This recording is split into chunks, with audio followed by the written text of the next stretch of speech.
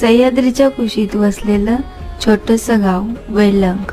पुढे फुल पाखरू पिकातून ग, सारा माळ दिस झोक्यातून ग.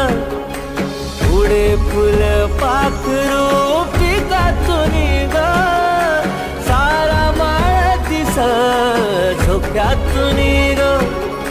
दान भरल झाड झुकल भार झेपना, माळ देखना आली बावटळ झालं खाली वर पाचोळा सारा.